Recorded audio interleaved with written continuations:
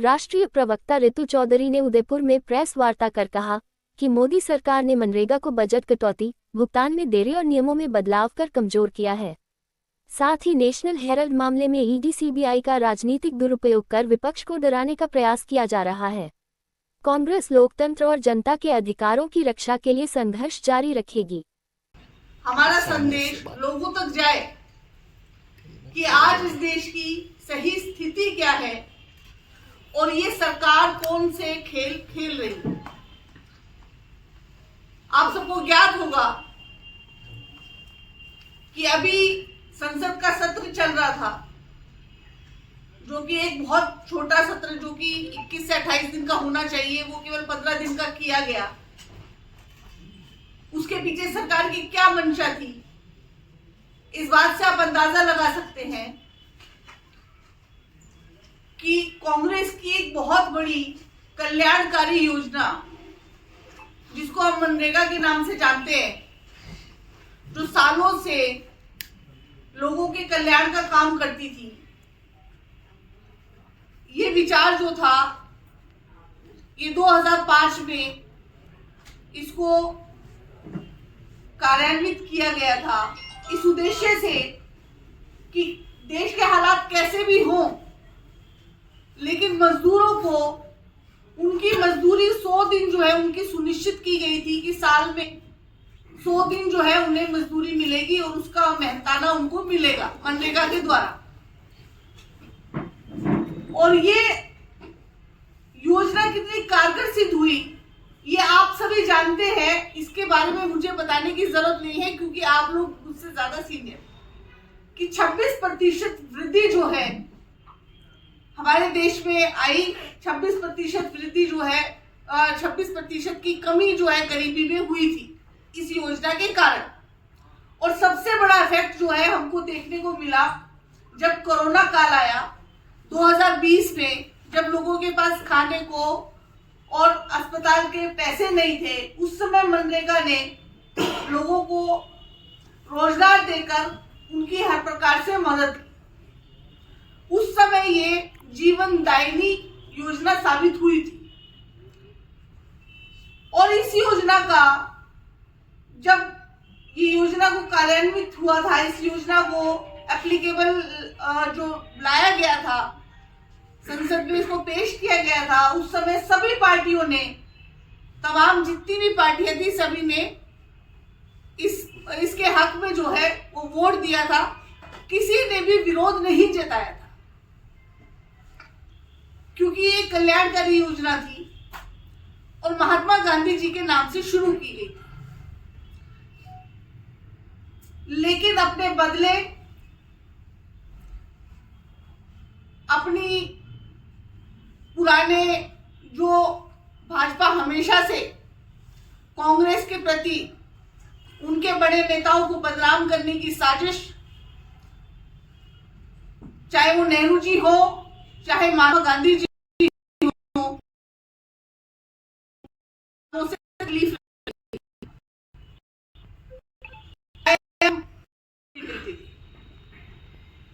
उसमें सरकार 90% तक अपना योगदान देती थी, 100% तक देती थी। 10% जो था केवल लायबिलिटीज जो थी वो स्टेट्स की थी। इन्होंने वो बदलकर 60 प्लस 40% कर दिया कि 40% स्टेट देगा। स्टेट के पास अपना स्टेट चलाने के पैसे नहीं है, वो आपको जो है इस योजना में कहां से देगा। इसका मतलब साफ ये है कि एक ऐसी योजना बना दो जो कि पूर्ण होने में, जिसको पूरा करने में बहुत सारी परेशानियां आ जाए। पहले जो है ग्राम पंचायत ये तय करती थी कि कब मजदूरी दी जाएगी, किसे मजदूरी दी जाएगी। अभी ग्राम पंचायतों को पूरी तरह से निकाल के बाहर फेंक दिया गया है।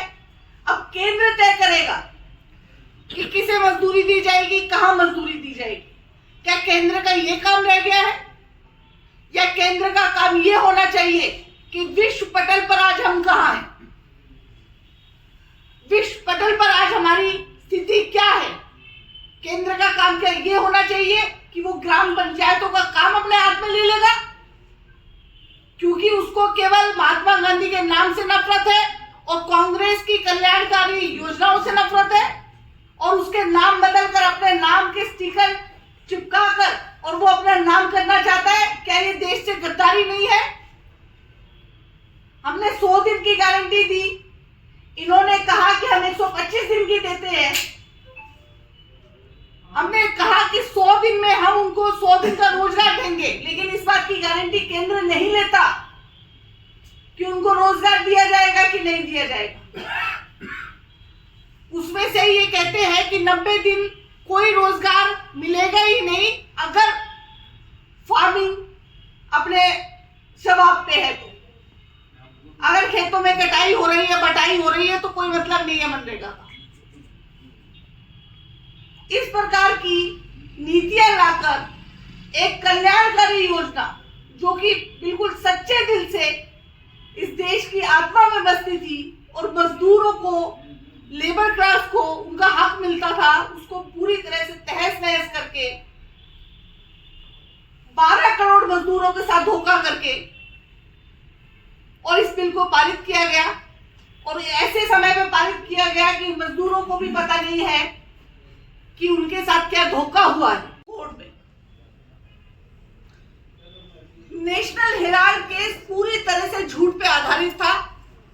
ये कोर्ट ने कहा इसमें कोई भी तथ्य नहीं थे। ये 2014 से लेकर और 2025 तक केवल और केवल कांग्रेस को, जब 2014 के बाद सीबीआई ने, ईडी ने यह कह दिया कि इसमें कोई एफआईआर बनती ही नहीं, उसके बाद इसको इतने साल घसीटना और उसके बाद 2021 में एफआईआर दर्ज करना, ये पूरी तरह से, सब तरह से गैर कानूनी था।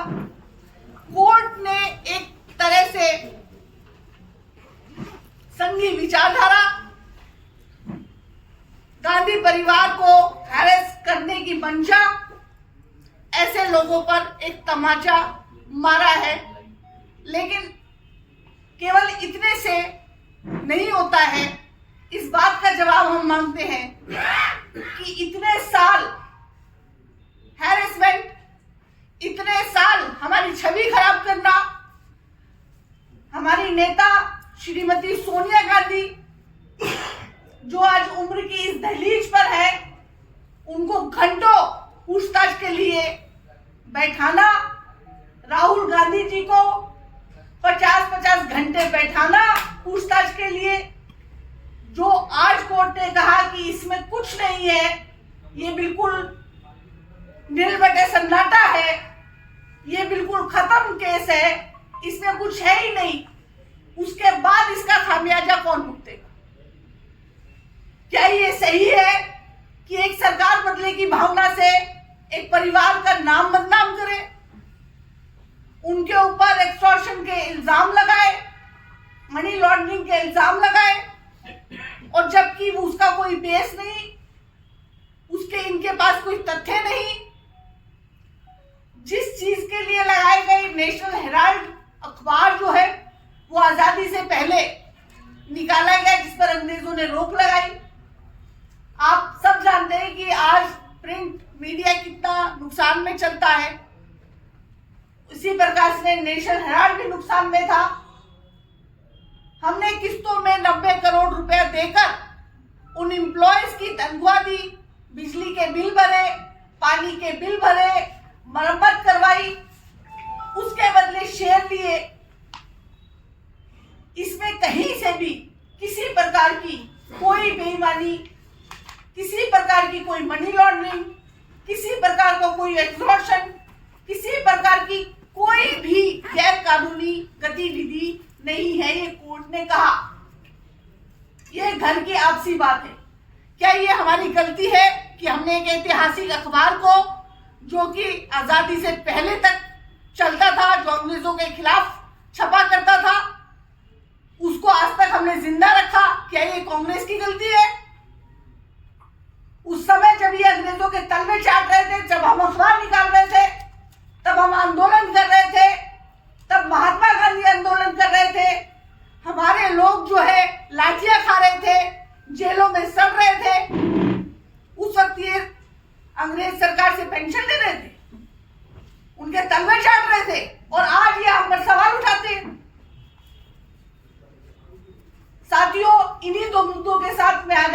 सामने आई थी कि ऐसी सरकार जो ना गरीबों की है, ना मजदूरों की है, न किसानों की है, न नागरिकों की है, न स्टूडेंट्स की है, न महिलाओं की है, केवल और केवल अपने पूंजीपति साथियों की है। क्या ऐसी सरकार को इस देश में, जो कि दुनिया की सबसे बड़ी डेमोक्रेसी कहा जाता है, वहां रहने का हक है? ऐसी सरकार, एक एग्जाम्पल आपको देना चाहूंगी कि अटल बिहारी वाजपेयी जी मुद्दों पर जो है प्रेस कॉन्फ्रेंस कर रही है 19, 20 और 21। कल भी जो है हमारी कुछ प्रेस कॉन्फ्रेंसेस होगी और उसका सीधा सीधा जो है मकसद ये है कि लोगों के सामने सरकार की सच्चाई लेकर आना।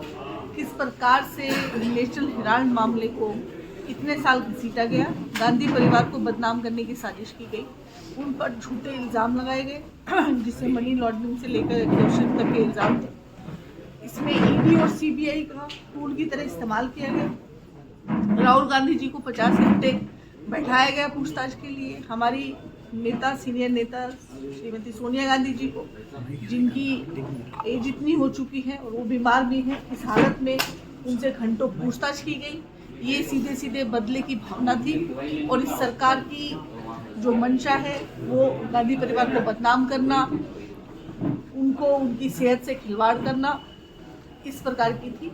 दूसरा मुद्दा जो था मनरेगा का था कि मनरेगा जो है एक कल्याणकारी योजना ही थी जो सभी पार्टियों के समर्थन से जो लॉन्च हुई थी 2005 में, और उसमें 12 करोड़ मजदूरों को जो है रोजगार देने की गारंटी थी, जिसमें से 26% के आसपास जो है वो गरीबी कम हुई थी इस देश में। इसका सबसे बड़ा एग्जाम्पल जो है वो कोरोना काल में हमको देखने को मिला। कोरोना काल में जो है लाखों मजदूरों की ज़िंदगी, लाखों मजदूरों की रोजी रोटी मनरेगा के द्वारा चली। मनरेगा का जो है महात्मा गांधी जी के नाम पर ये योजना है, उस योजना का नाम बदलना, महात्मा गांधी जी का नाम मिटाना, ये पूरी तरह से एक साजिश है। हमारे महान नेताओं, चाहे महात्मा गांधी जी हों, चाहे नेहरू जी हों, चाहे डॉक्टर अम्बेडकर हों, उनका किसी न किसी तरह से उनका नाम मिटाना।